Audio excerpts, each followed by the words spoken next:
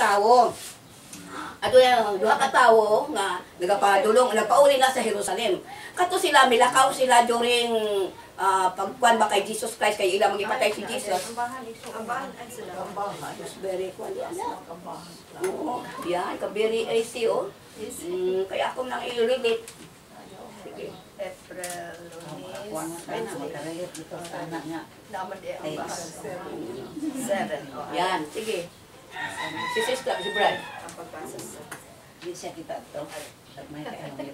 Magbasa gikan sa Santos, Evangelio sumalang ni San Lucas. Lucas. Himayaw ikaw, Ginoo. Sa maong adlaw, duha kanila naglakaw kayo sa kabalangay nga gikan lagi maus. Mga napulog sa ka kilometro gikan sa Jerusalem. Kung nagsultihanay sila, may tungod sa tanang mga butang nga nitabo. Samtang nagsultihanay sila, idol si Jesus o gikuyog kanila. Nakita nila siya, apan wala sila makaila kaniya. Kanya mingon si Jesus kanila. At sabay inyong gipanagsultihan, samtang naglakaw kamo. Iunong sila nga subo o panagway. Ug ang usa kanila nga ginganlag Cleopas, nangutana kanya, ikaw ra bay nagpuyo sa Jerusalem nga wala mahibalo sa mga nagtabo dito ni pipila ka adlaw nga milabay? Unsa mga hitabuan? Nangutana siya. Ay nitabo kang Hesus nga Nazaretnon. Tubag sila. Usa siya ka propeta o gila sa Dios o sa tanang mga tao nga gamhanan sa pulong o sa buhat. Ang mga kadagkuan sa mga pari o ang mga punuan itugyan kaniya aron silutan siya sa kamatayon. O gilansang nila siya sa krus. Naglaab unta kami nga siya mao ang muluwas sa Israel. Labot pa niini katulong at sukad kini nitabo. O pipila sa mga babae nga kamong mga kauban nagkurat kanamo. Nangadlawon sila pagsunto sa dugnanan apan wala nila hikaplagi dito ang ilang lawas. Kung namalik sila kung damihilon nga nakakita ko na sila pananawon diin may anghel na misugat kay nila ng siya. Kung pipila sa among mga kauban na ngadto sa lugnanan, kung nakaplagan nila kini sumula gayon sa sugilon sa mga babae, apan wala silang kakita kanila.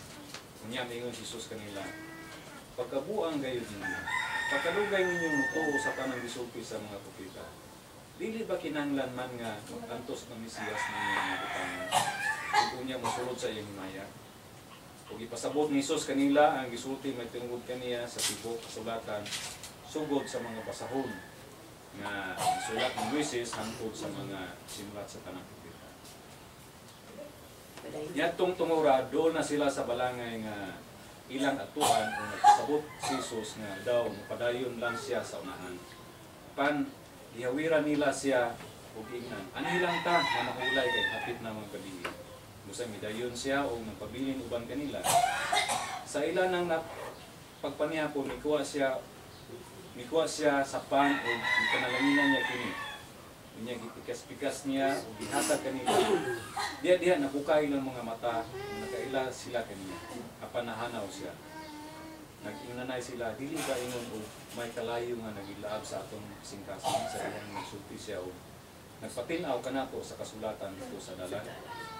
Kung nanindog sila dayon, kung namalik sa Jerusalem, di katlagan nila ang napulog. Usa ka pinuan, naguban pa nga nagkatigon o nag-ingon. Tinuod gayon nga nabanhaw ang Ginoo. Si Simon nakakita kaniya. Kunya gisaysay sa duha ka tawo ang nakabo dito sa dalan. Kung nakaila sa Ginoo sa iyang pagbikas-bikas sa pan.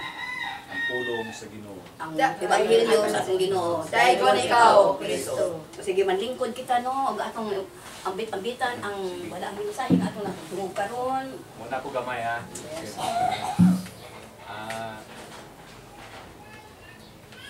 Kaning saksyan sa mga sumusunod ni Kristo sa atong Ginoong sa Kristo. Dito ni sa nagsugod ni sa Emmaus. Sa diyang tulo na kadlaw gikan sa pagiyang pagkamatay. So pila may istorya,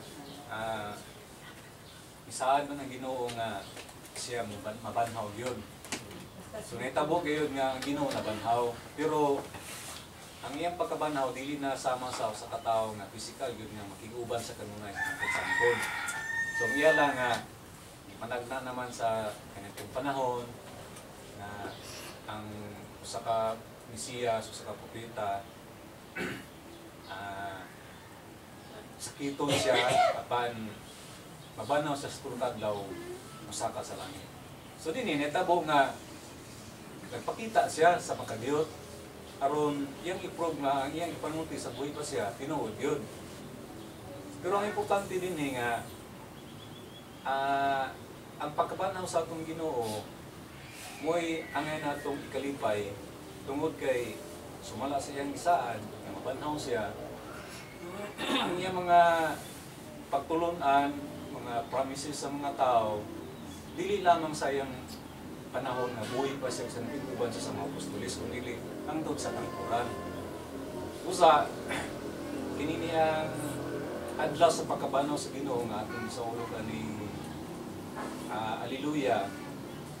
Adlaw sa pagkabanaw sa atong Ginoo nga dili na ta magsubo kundi kanang malipay na ta nga ang Ginoo tuwa na sa kipasan tan-aw nato sa kanunay nilungaw nato bisag physically di nato siya makita kay mo man yung mga paglaom gud sa mga Israelita ganito nga Ginoo gikan sa taas ang mukaya ba mabot si yuta kung luwason sila kalisod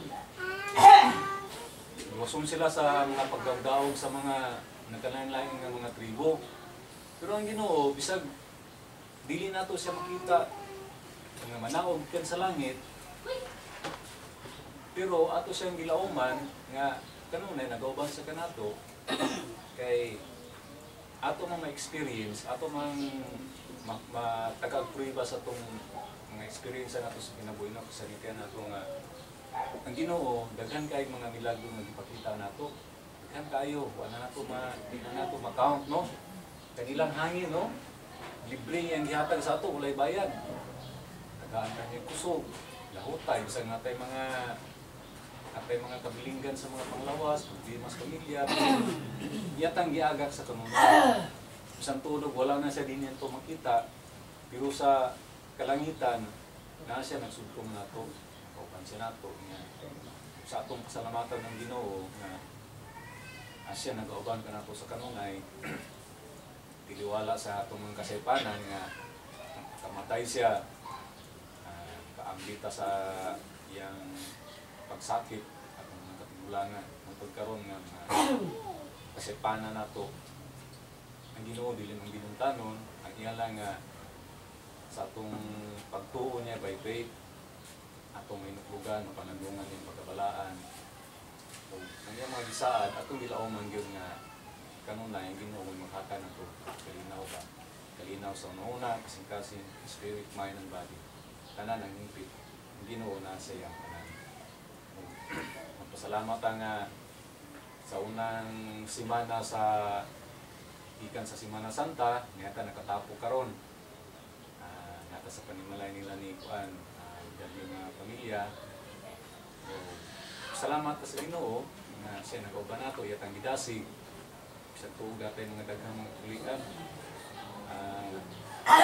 gabi Sister Lourdes nanawag po ko karon isurang-surang gid ko kay nangita nako is pasapon nawag na nako nagsakay pa og jeep nanawag na nako kay si tuyo nako makikita sa nako syudad kana 5 ana so tungod kay akong ginahuna nga kinahanglan ng kinabuhi balanse dili lamang sa trabaho sa pinansyal kung dili tagaan ginatubigayon akong ginaw na Lord tagaan di kanok dindot kay kita nang itagaan kung resources kay hindi gusto ng pagayon dito so although kani mga legitimate nato nga mga lakaw trabaho ni kinahanglan nato kung pinila nato ma-postpone sa mga ilang ka oras ako nigpangis gino nga pag-abot pag ginako deskanto wa anay tao di lang pilapil ganito nagsubok-subok dito asa ning balay ni Mr.